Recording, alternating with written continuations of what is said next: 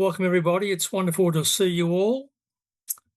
Today we are joined by Edward Howard from London, who goes by the pen name of Orlando Pearson, giving us a presentation on one of my favourite characters, Mycroft Holmes. Mycroft's private papers were discovered at London's Public Record Office in 2022, and Orlando has been editing them for publication.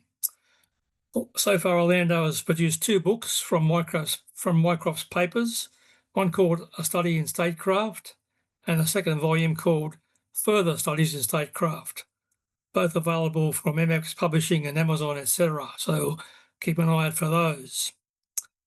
A special welcome today to new passenger Tony Longano, who is joining us for his first meeting. And as usual, we are recording this meeting, and after suitable editing, it will be uploaded to our YouTube channel. We'll let everybody know when that has to happen, so you can watch it again if you need to. A bit of news, the deadline for contributions to the Next Passengers log is the 10th of March.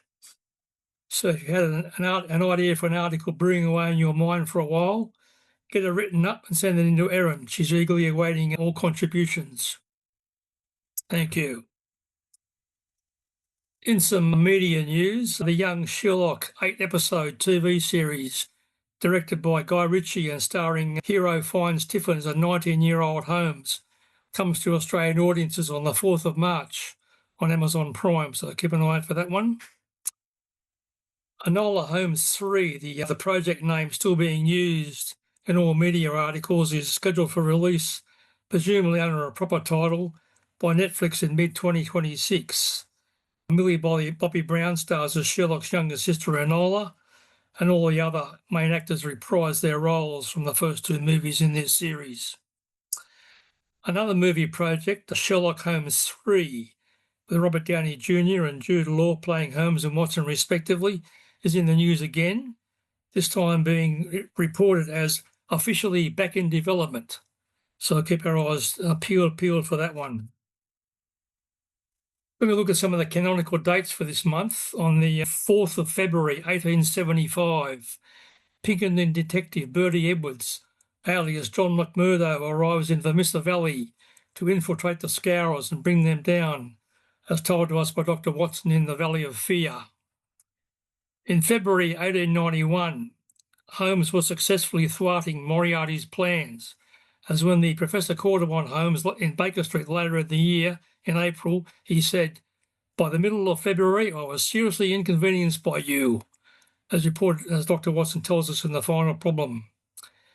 In February of an unknown year, according to Dr. Watson, it was a bright, crisp February morning when Alexander Holder of the banking firm of Holder and Stevenson of Threadneedle Street called on Holmes in connection with a matter which Dr. Watson later published as The Adventure of the Beryl Coronet.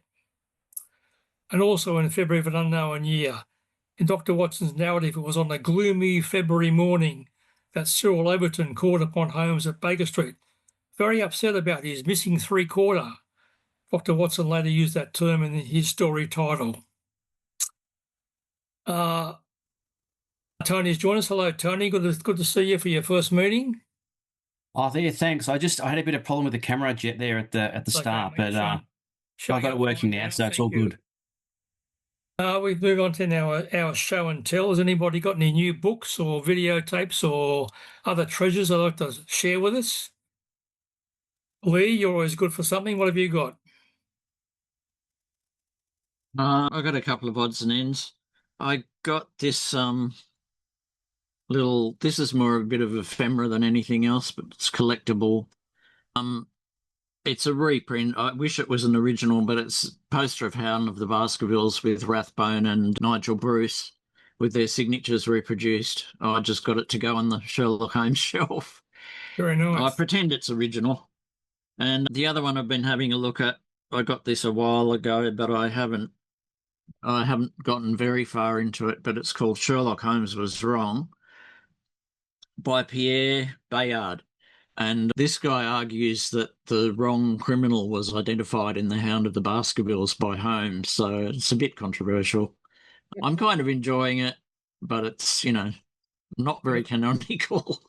Yeah, those kind of books are quite fun, aren't they? Yeah. I've written a version of Macbeth where Holmes identified that Macbeth didn't kill King Duncan. So if anyone wants to read A Scandal in Nova Alba, there's a play version of it as well. It's been produced on the stage. So Macbeth comes to Sherlock Holmes and says, "I didn't kill King Duncan. Could you find out who did?" And Holmes finds out the true killer, entirely based on Shakespeare's play. Thank you, Ed. We might have to get you to lean in again because it's coming across as quite faint, your audio again, unfortunately. Can you hear me now? That's a bit better, yeah, thanks. Okay. You heard that. I've written a version of Macbeth where Macbeth comes to Sherlock Holmes and says, "I didn't kill King Duncan. Can you find out who did?" And Holmes, of course, finds out the true killer of King Duncan. It wasn't Macbeth. And it's all derived from. There's lots and lots of quotes from the Scottish play in my work. Very good. Good to hear. It's good to hear because historically Macbeth didn't kill Duncan, so it's good to see that you're rehabilitating him. Yeah, Duncan was killed on the battlefield. Macbeth was in charge of Scotland for 10 years, was able to go to Rome and come back and resume being king. So it can't have been all bad. Excellent. All right. Anybody else got anything to show us? All right, we might pass over to the main event today. Edward Howard, who goes by the name of Orlando Pearson for his books, is joining us from London. We're at 3 a.m. So thank you very much, Edward, for getting out of bed so early. No worries at all. Bill, did you want to talk about Montpellier Award as it's coming up? I can certainly do that, yes. I'll be posting out a Montpellier voting form to everybody in the next week or so.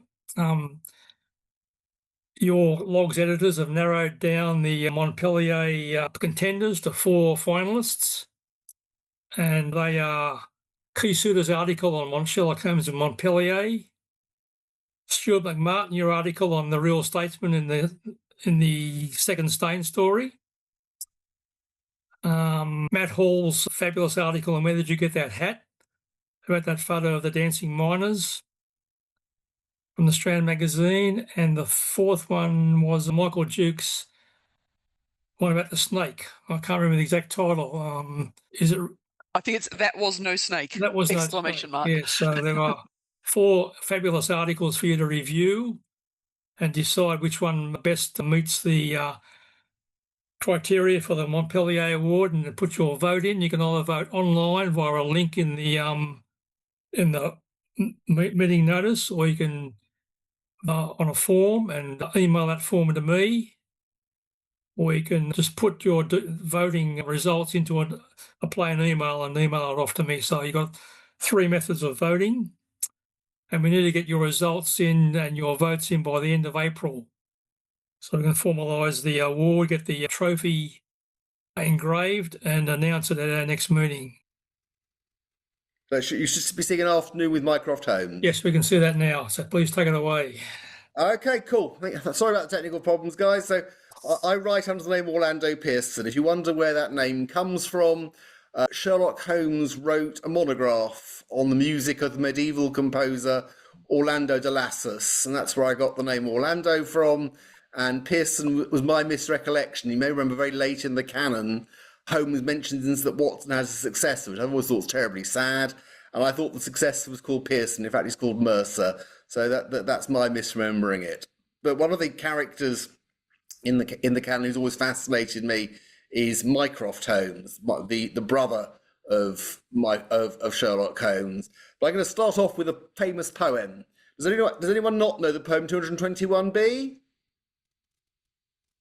I will recite it to you. It's about Sherlock Holmes, and it is a very remarkable poem. It's a poem written in the 1940s by the. He was born in Canada. He lived in Chicago. The journalist Vincent Starrett, and he wrote a poem. It's a very difficult time for lots of people, called 221b, and it goes like this: "Here dwell together still 2 men of note who have never lived and so can never die. How very near they seem, yet how remote, that age before things went all awry. And yet the game's afoot for those with ears attuned to hear the distant view halloo. England is England still, for all our fears, and only what your heart believes is true. The yellow fog swirls past the window pane as night descends upon this fabled street. A lonely hansom dashes through the rain. The ghostly gas lamps fail at 20 feet. Yet, though the world explodes, these two shall survive. And it's always 1895. And that, to me, summarises Sherlock Holmes. He's a very reassuring presence. And we're going to look at Mycroft Holmes this evening, and there's a little surprise, a little poetic surprise at the end. So we know 221B.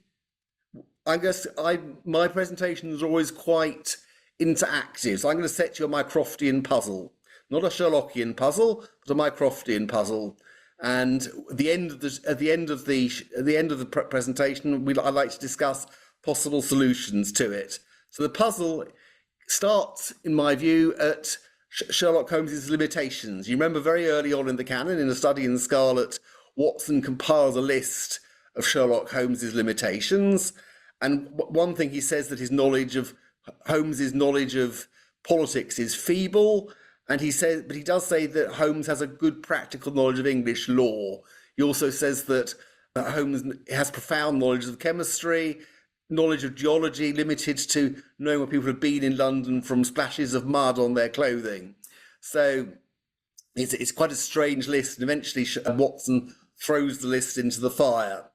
I've mentioned the good practical knowledge of English law. Well, we're going to ask about political donations. So Britain's Prime Minister during the First World War and afterwards was a man called David Lloyd George.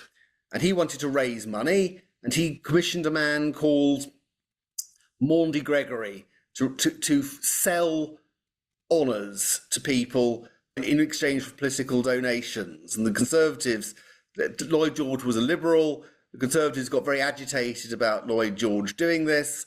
But of course, political parties have to raise money to fight elections. So the puzzle I've got arose because of a connection between Lloyd George and a man called Joseph Robinson. Joseph Robinson just been done for embezzling £500,000, which sounds like quite a lot of money. Now it's 30 million. It's about 30 million US dollars in today's money. So it's an awful lot of money that Joseph Robinson had embezzled. And he was asked to pay for a viscountcy. And everyone said, well, you can't possibly have somebody who's been found guilty of fraud becoming a viscount. Now, Mycroft is a great fixer, a great solver of political puzzles. So you think of what Mycroft's solution to this was, to show the disapproval of political donations, but at the same time to enable them to happen. And it's a very current story because the last iteration, it was in 2006. So it's quite, but by Holmesian standards, that's quite recent that we've got anything related to that. So what do we know about Holmes and Watson? Well, we know where they live. We know they live at 221B. We've just heard the poem about it. Do we know what they earn?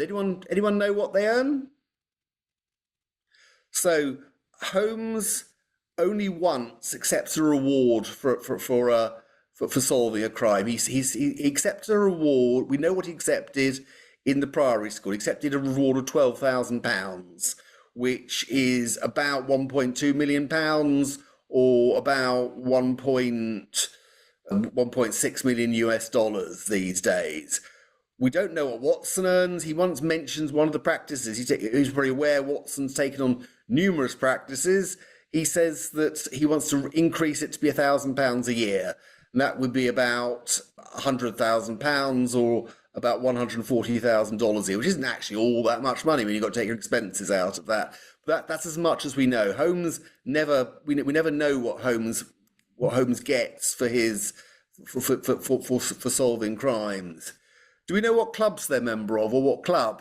Well, we know that Watson's a member of a club because he mentions it in Hound of the Baskervilles. He plays billiards with a man called Thurston at his club. We never know which one, and we never know what club, if any, Sherlock Holmes is a member of. So if Holmes is a member of a club, it's not mentioned at all. Men generally were in those days, but we're not aware of anything that Holmes was a member of. Do we know who their wives and fiancés are? Well, we know that Watson married Mary Morstan quite late in the canon, there's a second wife mentioned. We never hear her name. Holmes in Charles Augustus Milverton gets engaged to a lady called Agatha. We don't know what Agatha's surname is. I've used her in one of my stories. I've called her Agatha Brown. We don't actually know that that's the case. And Holmes ditches her as soon as the case is over, which is rather ungallant, I think. Do we know what they smoke? Well, we know that Watson smokes cigarettes from Bradley's of Oxford Street, and he smokes a pipe tobacco called Arcadia Mix. Neither of those actually, there's no current smoking products by that name. We don't know what Holmes smokes at all. I suspect what Conan Doyle was quite careful about not disclosing what brand of tobacco that Sherlock Holmes smoked, otherwise everyone would be smoking it. So what about, where do we actually meet Mycroft? We meet Mycroft in the Greek Interpreter for the first time. We don't know when the Greek Interpreter was. It was before the Great Hiatus, but we don't actually know what year. I've got one of my guides says 1885, but there's no evidence for that. And Holmes and Watson have been having tea together, and they've had discussions on, and those are the subjects: golf clubs, the obliquity of the ecliptic. Anyone know what that is? So that the obliquity of the ecliptic is the angle that the Earth describes against the sun. So the Earth is at a tilt as it goes round the sun, and the angle it is the obliquity of the ecliptic. It's not a regular topic for conversation. Atavism, which is ancestry. And then Holmes mentions he has a brother. He also mentions he's related to the French artist Vernet, but we get the brother. And they meet at a club called the Diogenes. Diogenes was an ancient Greek philosopher who lived on his own, and Holmes says that Diogenes is a club for London's most unclubbable men. And that, I suspect, is one of that. Those are London's clubs there. That's Pall Mall. We learn that Mycroft Holmes has bachelor quarters opposite Pall Mall. That club there is called the Reform Club, the one on the left. I'm not sure what the one on the, I think the one on the right is now the Institute of Directors, but the one on the left is the Reform Club. It was opened in the 19th century. Has anyone read Round the World in 80 Days, Jules Verne? That starts in the Reform Club. That's the interior of the Reform Club. And the Reform Club is if that room looks familiar, that was used in both the first Paddington Bear film and in one of the James Bond films. So it's often used as a film set. This is the Reform Club. It's not the Diogenes Club. But it gives you an idea of just how pleasant these London clubs were. And they meet. Holmes and Watson go down to Pall Mall and they meet at the Diogenes. And we meet the brother of Sherlock Holmes. That's a later portrait of him. If we say that Holmes and Watson met Mycroft for the first time in the 1880s, that's a portrait from 1895. And Mycroft is described as being exceptionally stout. Well, I think for a man who looks to be in his 50s at that stage, I think he's quite well fed, but not that well fed. But there you go. May have had different views in those days. But that's Mycroft Holmes. And Holmes is described as being the only person who's better at observation and deduction than he is. He says that Mycroft Holmes can pick up things that he can't. And while they're at the Reform Club, out looking over the street, Mycroft Holmes makes deductions which are beyond Sherlock Holmes. And Sherlock Holmes smiles and says, well, you can see Mycroft's better than me, he says to Watson. And he's described this stage as having an exceptional facility with maths, and that he audits some of the accounts in the government departments. Well, I've worked as an auditor, so I feel a certain affinity to Mycroft Holmes. And there's lots. If you read my Orlando Pearson entitled works, you'll see there's an awful lot of stories about frauds, both large and small, and fiddling around with numbers, and that's where it comes from. But I feel a certain affinity to Mycroft Holmes, who's got an extraordinary facility. I don't have an extraordinary facility with numbers, but obviously Mycroft Holmes must have done. Don't forget, in those days there were no adding machines. People had to add up everything in their heads. When I started auditing that, you had a calculator. Even calculators were quite new then. So to add up everything in your head must have been quite hard work. And he's the only person in the canon who patronises Sherlock Holmes. He says to Holmes, well, there was a case at Manor House. I'm not quite sure. Manor House is an area of London, so I assume it was that, but I don't know. He says, I thought, Sherlock, you might be slightly out of your depth on that one. But Holmes has, in fact, solved it. But no, but Lestrade is just rude to Holmes on a few occasions, particularly the Norwood builder. Gregory is always very, very polite. So is Stanley Hopkins. None of them are anything like as good as detectives as Sherlock Holmes is, but none of them dare to patronise Sherlock Holmes. Lestrade merely is rude to Holmes when he's out of his depth. But we also learn where Mycroft lives. He has his bachelor pad opposite the Reform Club, or opposite the Diogenes Club, and Mycroft introduced the case to him. So he introduces the case of the Greek interpreter. And that's all we learn. That before the hiatus, that's all we know about Mycroft Holmes. He introduces the case. They do attend the case together, but we don't know any more detail than that. And then in the final problem, we learn that it was Mycroft, and then subsequently the empty house, we learn that it was Mycroft who drove Dr. Watson to Victoria Station. So Dr. Watson goes through Burlington Gallery, is directed to take the third cab he sees, not the first or the second. It's a detail straight out of St. Luke's Gospel, in case anyone's wondering. There's an awful lot of biblical references in Sherlock Holmes, and that's one of them. And the driver of the carriage that Watson sees is described as very portly. The actual carriage is called a brougham. That is a brougham there.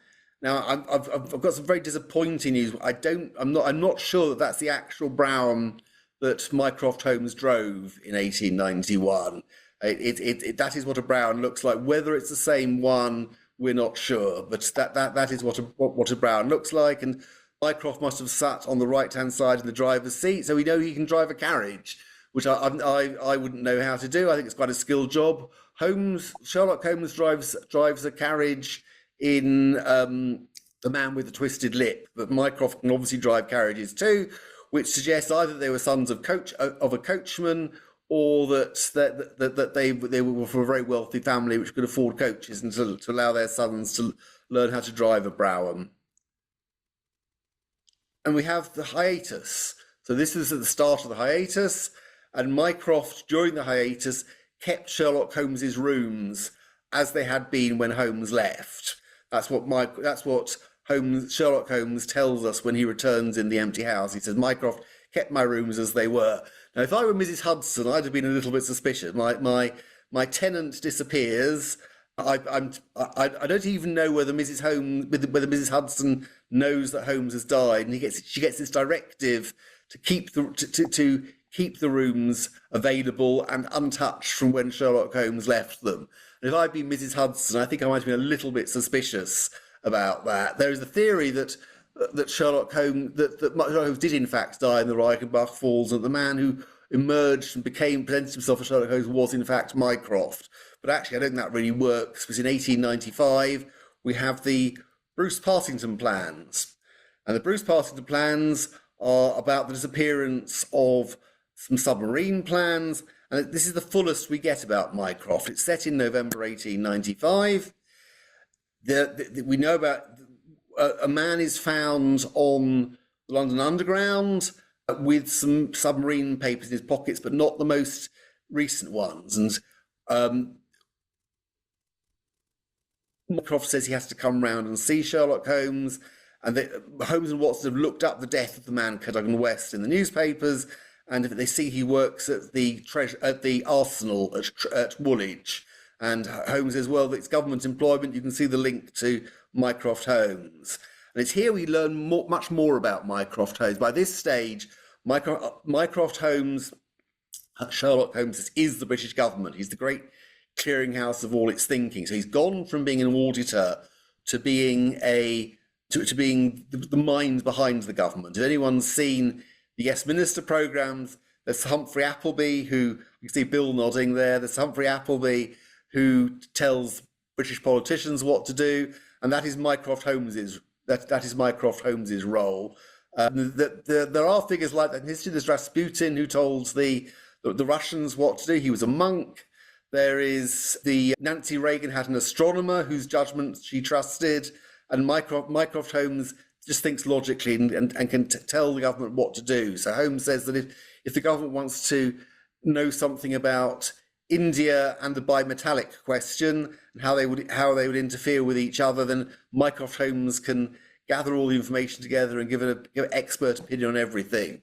And Mycroft Holmes is described as having a specialism of omniscience, which means to know everything. So he's obviously quite a useful chap to have around. And I have a theory as to how he switched from being an auditor to being this advisor to the British government, because in the about 1891, the comptometer was invented. Anyone know what a comptometer was? So a comptometer was a very early form of calculator. The first ones worked with elastic bands, and it meant you could add up numbers automatically. And when I started in accountancy, because I'm an accountant, I thought there were some old comptometers lying around. Everyone used a calculator at that point. We all thought we were terribly sophisticated using a calculator. But before that, you had comptometers. They were like an old till in a shop, and you punched the numbers in, and they gave you a total. And I think having the invention of comptometers de-skilled the work of Mycroft as an auditor, so he became the supreme advisor to the British government. And we learn in Bruce-Partington Plans, Bruce-Partington Plans starts with a body being found by the underground, and Mycroft says, well, could you solve this, Sherlock? He says, because I can't lie on my face with a magnifying glass looking at bloodstains on the ground. It's not my métier, he says. Mycroft always sounds very, very lofty. But we learn more details about Mycroft. We learn what he earns. And we learn that he earns £450 a year, which is about £45,000, about 60,000 US dollars. So that's, for a man who actually is the British government, that's not at all bad value, I don't think. Our civil servants get a good deal better paid than that these days, which is good news. So, where does Mycroft come from? Well, does anyone know where the name Sherlock Holmes comes from? So Conan Doyle went to a cricket match at Lord's. It was MCC versus Nottinghamshire. And opening the bowling for Nottinghamshire were two players called Shacklock and Sherwood. And that's where it's believed that the name Sherlock came from. And the reason why they've chosen that game is for keeping wicket on the other side was a man called Mycroft. There were two Mycroft half-brothers who played cricket for Derbyshire, and that's where it is thought the name Mycroft came from. What did Arthur Conan Doyle say about Mycroft? Well, actually, nothing, because after the Bruce-Partington Plans, Mycroft doesn't feature in the canon at all, which I've always thought is very, very sad. It is possible that he died afterwards. If you read the end of the Bruce-Partington Plans, they are rather murky. So the Bruce-Partington Plans finishes with the man who killed Cadogan West, whose body had been found on the railway line, the Broken Skull. He gets 15 years, whereas in the Priory School, the killer of Heidegger, the German master, is heading for the gallows. In The Empty House, Colonel Moran, who killed Ronald Adair, he's also described as being ready for the noose. But Oberstein, who killed Cadogan West, gets 15 years. The man who actually stole the papers only gets 2 years. And I think that's all rather murky. And I suspect that Sherlock Holmes didn't want to get associated with Mycroft Holmes after some sort of murky deal that comes at the end of the Bruce-Partington Plans. So I've mentioned that Mycroft is running the government, and I've mentioned the Yes Minister programmes, which Bill Barnes at least recognises. And the top civil servant who runs the British government in the Yes Minister was called Sir Humphrey Appleby, and running the government the last government was a lady called Sue Gray, and she briefly worked for our present Prime Minister Keir Starmer, and it was said of her, unless she agrees, things just don't happen. Cabinet reshuffles, departmental reorganisations, the whole lot, it's all down to Sue Gray. And I think actually Sue Gray is the successor of Mycroft Holmes. She's the lady who organises everything. So what we've gone through our list. What do we actually now know about Mycroft? We know his age compared to Sherlock Holmes. We know he's 7 years older than Sherlock Holmes. We know where he lives. We know he lives opposite his club in Pall Mall. And we know his club is the Diogenes. We know what he earns, and I think we know what he smokes.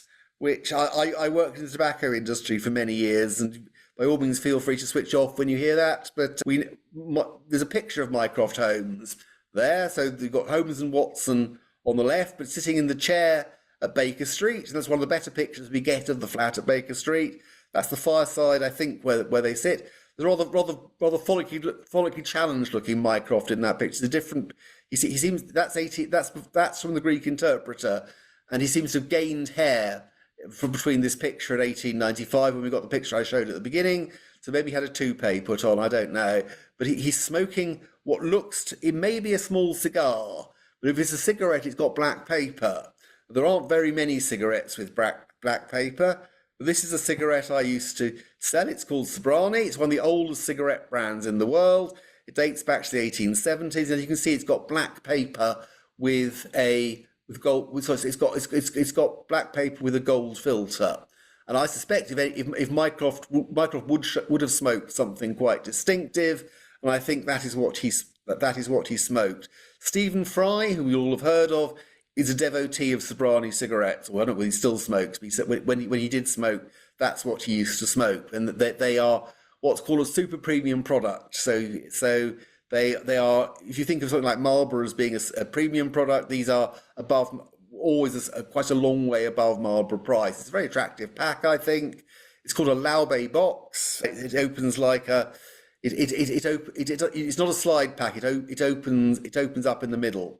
And I think that's what Mycroft Holmes was smoking. So he's obviously he's 45,000, it's £450 a year, enabled him to buy super premium cigarettes, which has to be good news. So we now come back to my Mycroftian puzzle. Remember my puzzle about political donations? How did Mycroft enable political donations to go on even when they weren't supposed to? Anyone got any suggestions? It's a legal solution. I said that Sherlock Holmes has a good practical knowledge of English law. Well, I think you'll see that Mycroft's knowledge of English law is a good deal more practical. Anyone care to hazard a guess about Mycroft Holmes and how he solved how to enable political donations to continue? Created a charity. I didn't catch that, sorry?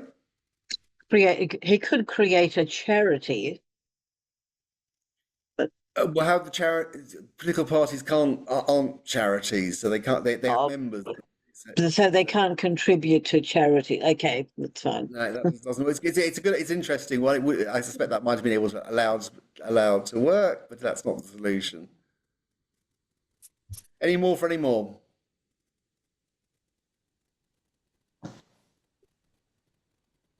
So it's a political. So my Mycroft stories are political rather than criminal. Occasionally, Mycroft does solve a crime.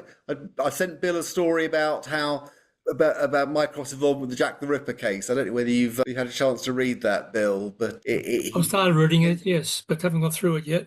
Right. Okay. So but generally speaking, Mycroft solves political conundrums. He doesn't do the petty matters of the police court. That's one of his patronising remarks to Sherlock Holmes. He says that I can't be bothered with your petty matters of the police court. Drop everything. Do find these submarine plans. It's yet another instance of him patronising his younger brother. So, any suggestions as to how he solves this? Well, what's happened is we have a law which says your political donations are illegal. To sell an honour in exchange for a political donation is illegal, but it doesn't stop you lending money to a political party. So you can lend money to a political party, you then get your honour, they then write off the debt, that you then write off the debt. And that was how Tony Blair extracted £20 million from various donors. When he was in office, he offered them viscountcies if they paid £1 million. They would loan him £1 million. They would then get the honour, and then they would write off the debt, and that escaped the legislation. It wasn't. It was a loan, not a donation. It didn't become a donation until after the honour had been given. And Tony Blair was actually interviewed by the police, and he said, "Well, there's no case to argue. I've just organised loans. I haven't organised any donations, and loans aren't covered by this." So if you want to know what a good practical knowledge of the English law looks like, that's a pretty good practical knowledge of the English law, I think. So he was Mycroft Holmes is a masterful fixer of problems of the state. So I've got one more slide I'd like to go through, but I thought actually I'd talk a little bit about writing Mycroft Holmes stories. I've written 2 collections of Mycroft Holmes stories. They're called, as Bill said at the beginning, A Study in Statecraft and Further Studies in Statecraft. When I was at university, I studied Italian, and I read the works of Niccolo Machiavelli, and my Mycroft Holmes is very, very Machiavellian. He believes in the continuation of in the unruffled progress of the state. Mycroft Holmes, so Machiavelli also believed that the state trumps everything else. So I write political stories. I've had Mycroft Holmes ending the First World War. I've had Mycroft Holmes sorting out parties in Downing Street during the time of the Spanish flu. You remember that Boris Johnson, our Prime Minister at the time, held parties at Downing Street at the time of COVID. Well, in 1918, Lloyd George, in my story, held parties at Downing Street during the time of the Spanish flu epidemic. I have Mycroft Holmes going to the United States to organise a trade deal with the American president, who's called Ronald Crump, and Ronald Crump demands Canada as a price for doing a deal on trade tariffs with Great Britain. So my Mycroft Holmes tends to solve political problems. So anyway, I'll throw the floor open for questions. If you've got any questions about Mycroft Holmes, now's the time to ask them. Perhaps you can shut your screen down, Edward. We'll get everybody up on the screen again. Shut your screen share down. Yeah, doing it now. There we go. All see me? Yep, we can see you. Okay, so you've touched on some of the stories that you've written up in your statecraft books. Is there a 3rd volume in the works? Yep. So I'm about to publish my 10th volume of short works about Sherlock Holmes. So I've written 9 volumes called The Redacted Sherlock Holmes, and they're stories that are so scandalous that they had to be redacted, had to be censored, because they couldn't be published in Sherlock Holmes's lifetime. And with the publication of The Redacted Sherlock Holmes Volume 10, I'll have done 56 short works about Sherlock Holmes, which is the same number that Arthur Conan Doyle did. And that's going to come out, I hope, in the middle of the year. Towards the end of the year, I'm going to have a 3rd volume of Mycroftian memoirs, including the story of political donations.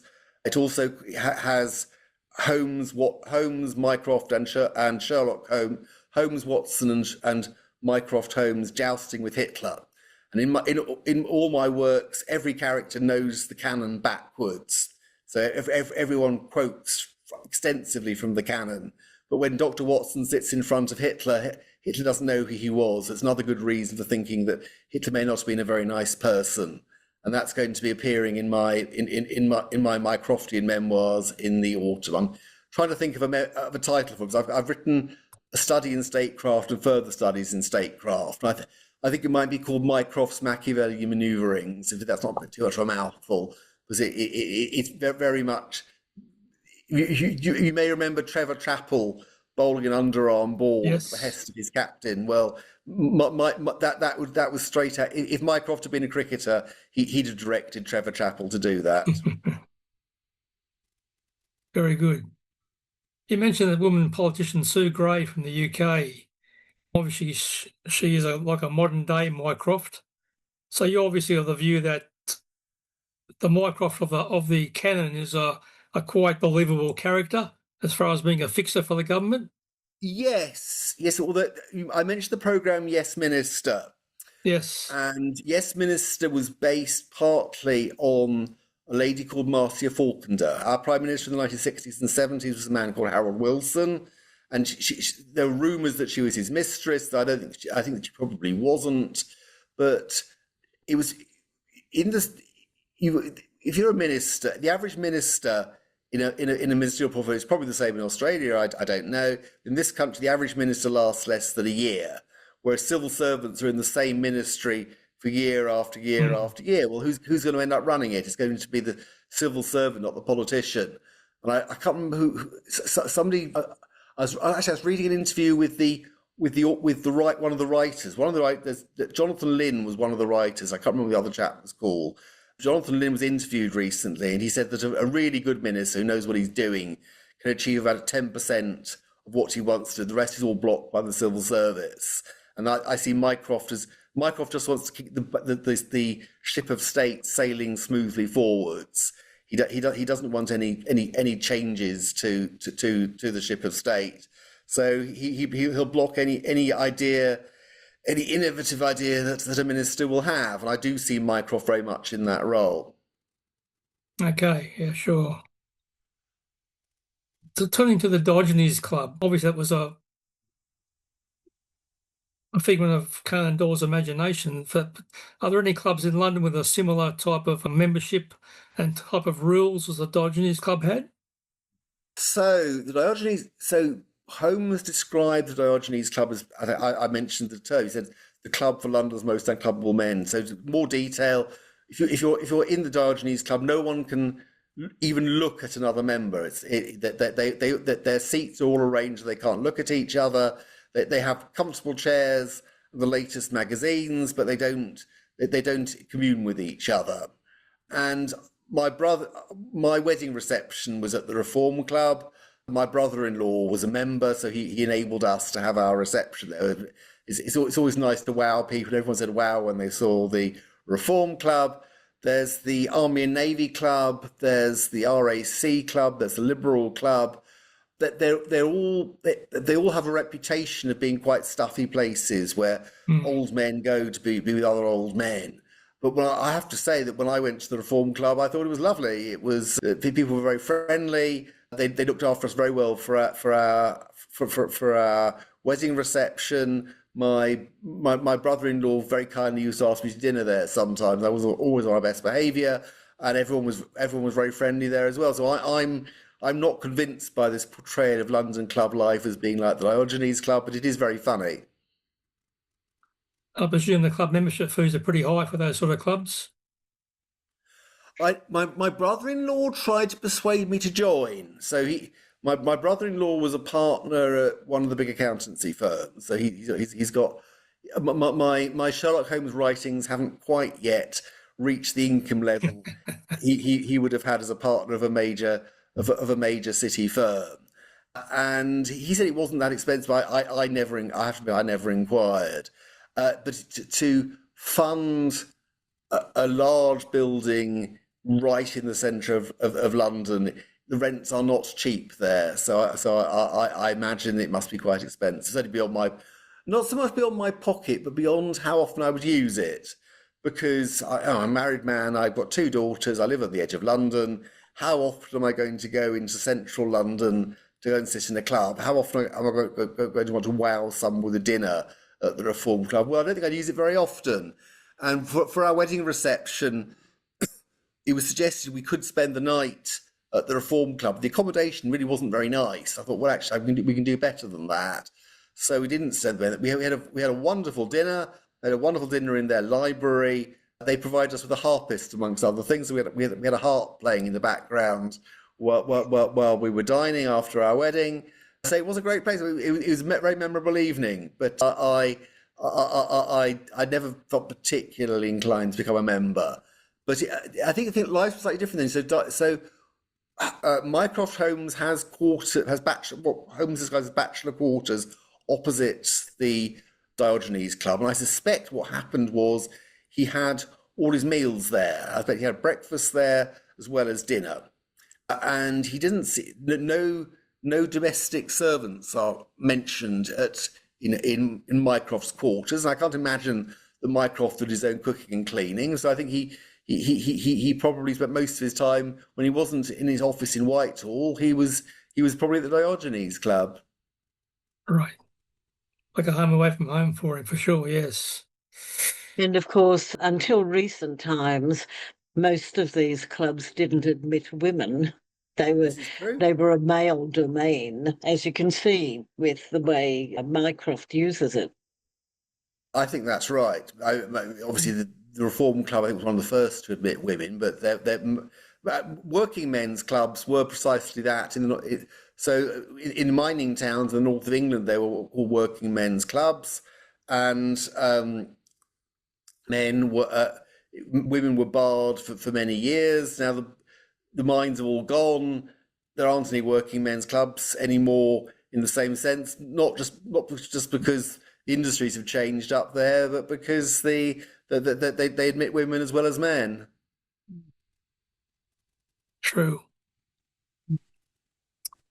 It's interesting, the working men's clubs, because they were also educational institutions. I mean, I guess before television and all of that, when people were also illiterate, they were able to come and hear books read to them and to join in, I guess, games, but also in educational pursuits, so that they could actually develop their skills. So they served a sort of wider purpose, which I guess is not needed so much today as the workforce has become less blue collar and more white collar. That's right. Yeah. No, we still manufacture quite a lot. We don't mine anything anymore. I associate a working man's club with a mining town. And that's quite an oversimplification. But the mines have, I think, all disappeared now. And obviously there are factories where people work on shop floors in the north of England, but not very many. I mean, there are. I'm surprised how much there were. I was rung up by a company which made medical products. I'm a linguist originally, is why I read Machiavelli at university, and they were looking for someone who could speak German and do accounts, and that's what I do. And so I worked for a manufacturing company about 20 miles from here, so on the edge of London. Because they made medical products, they did very, very, very, very, very well out of COVID, because suddenly there was a huge demand for their products. They became the largest manufacturer in the county of Surrey. So there is manufacturing there, but it's on a small scale. Edward, look, apart from your own books, and I've read the first volume. Apart from those, there's a number of other series that use Mycroft Holmes. Have you read any of those, like the Glenn Petrie ones? Does anyone else, do you think, do that writes Mycroft well? Do any other stories, you think? That's a good question. I'll be honest. I tend to avoid other people's Holmesiana because I don't want anyone to think that I don't want to be able to be copying somebody else's work, so I don't tend to read them, which I'm probably missing out. Mycroft is a less popular figure than Sherlock Holmes. The BBC's Sherlock series made an awful lot more out of him than is in the canon, an awful lot more out of him than is available amongst pasticheurs. I suspect the reason for that was that Mycroft was played by Martin Gatiss, who had written quite a lot of who co-wrote the Sherlock series. So he felt more suited to play Mycroft than Sherlock Holmes, which I can understand. And obviously Benedict Cumberbatch was a better known actor than Martin Gatiss was, and I thought they. I don't. If you read The Golden Pince Nez, at the end, Holmes is described as being driven by a love of truth and justice, and I think by and large he is. Holmes often presents himself as a sort of messianic character. He says in The Blue Carbuncle, where he lets Jack Ryder off for having stolen the jewel, he says, "I probably saved a soul by doing that." And not many other people would say, "I've saved a soul by doing something." I've never said of anybody whom I've helped, "I've saved a soul." But I think Holmes is for the good, whereas I think Mycroft is a much more ambiguous figure. And as I say, this oddity at the end of the Bruce-Partington Plans, where there seems to be some sort of plea bargaining that the man who struck the fatal blow didn't get executed, and the spy who stole secret submarine papers only got 2 years in prison. I think that he's a much more nuanced figure. That's one of the reasons why I find him attractive. He's a much more nuanced figure than Sherlock Holmes. And you also can't really use him for I find when I'm writing Mycroft stuff, there are limitations as to what you can use him for. So you can't have him boxing like Sherlock Holmes does in The Solitary Cyclist. You can't have him trying to pierce a pig with a harpoon as he does in Black Peter.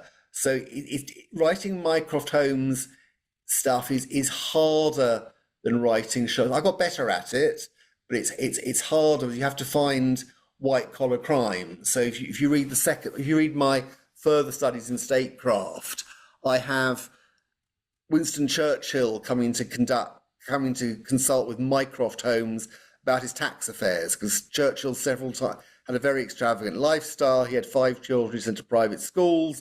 He loved champagne and cigars and gambling, and he had no means of paying his tax bill. And so if you're Winston Churchill, you can go round to Mycroft Holmes and ask him to give you help in a way to find it to reduce his tax bill, which obviously Mycroft can fix everything. So Mycroft fixes it that Winston Churchill doesn't pay any tax. Yeah. All right. And can you say, given the time period, do you think that Mycroft, a bit like Sherlock, is Conan Doyle used a combination of people? I mean, Bill here has put an article in where he says it was Lord, if I've got the pronunciation right, Lord Esher, Reginald Brett, that he was probably the basis of Mycroft, which wasn't bad. Some people say Oscar Wilde. Some people say Oscar Wilde. Yeah. Well, I think I say to people, Mycroft's the only person in history to have been cleverer than Sherlock Holmes. So he must have been a very remarkable figure. I'll have to look up Lord Esher. Esher is round the corner from where I live. So actually, I've just got a new job. So for lunch today, we're going to go to the Bear Pub in Esher, which is the Bull Pub from Wisteria Lodge. Wisteria Lodge is set in Esher, so it's round the corner from where I live. And it's the oldest pub in Esher, and Holmes and Watson stay in what's called the Bull Pub in Esher when they're in Esher. I think it's the Bear Pub. If you look it up on their website, it's a very remarkable pub. It's got statues of bears on the roof. It used to belong to the Duke of Warwick, and the heraldic badge of the Warwick family is a bear. That's why it's called the Bear Pub. And Holmes Conan Doyle appropriated and called it the Bull Pub for the purposes of Wisteria Lodge. Lord Esher, I've not heard the name, but I've never heard there was a model for Mycroft. But I'm very glad to hear there is. I'll certainly look him up. Well, it was a well written article by Bill Barnes there. Many years ago. Yeah, you go, Bill. Many years ago, I wrote an article about some of the suggestions for the real life characters that Conan Doyle might have based Mycroft on. So I'll dig it out and send you a copy, Edward, if you like. Really kind, thank you. Yeah. If I don't find I've got everything wrong in my writings, but I think I'm the biggest Mycroft writer. Because the publisher of my works, MX Publishing, did a Mycroft weekend after my last set of memoirs had come out, and I noticed that there wasn't. I didn't have all that much competition, which I was quite pleased about. Very good. Thank you. Do you have a particular preference for any film or television performance of Mycroft? I thought Martin Gatiss caught it very well. I think Mycroft is an ambiguous figure, and I thought having his brother tortured for a political coup fitted to my model of Mycroft as being a very Machiavellian figure. Somebody who the French have a saying, raison d'etat, reason of state. He would do anything to keep the state running as he thought it should be, and have your own brother tortured as he was. You have to be quite cold-blooded to do something like that. I thought they caught it very. I thought Mycroft was caught very, very well. Good. I've written a poem about Mycroft. You remember I started off with Diogenes and 221b. So I start off with 221b. I've written a poem called the Diogenes. One of you'd like to hear it? Yes, please. So it's called the Diogenes. Here in splendid isolation, he still has his seat at London's club for its most unclubbable men. His anonymity and otherness are complete. He's out of reach, quite beyond our ken. Yet with Mycroft here, Britain shall be great, as he the country's governments informs. Without him we will be fourth rate, a land adrift in global storms. A pinch of snuff, a puff of black-papered cigarette. There is silence, for here none shall speak. A master stroke of statecraft follows. Never forget, he is always at his peak. And though the world explodes, he shall survive, whatever the year, not just 1895. So I've pinched a lot of Vincent Starrett to write that. Yes. But, I think it works quite well. It's quite clever. Thank you. If you like, I'll send it over to you, Bernie. I'll do your article about the origins of. We could publish that in the passenger's log if you don't mind. Yeah, I'd love you to. Brilliant. Okay, we'll do that for sure. Okay, has anybody else got any more questions or comments for Edward? Then, if you finish your presentation, Edward, we can probably wind you up, let you go back to bed if you like. Yeah. I'll go back to bed, I think. It's been great seeing you guys. I hope the weather's nice in, Australia's a big place, so the weather's going to be different in different places. But it's lovely to see you. Love Australia. I think it's a fantastic country. I had a great time. I've been there twice. I had a great time both times. So enjoy the rest of your day. Thank you very much. Cheers. Bye-bye all. Thank you. Thank you. Bye-bye.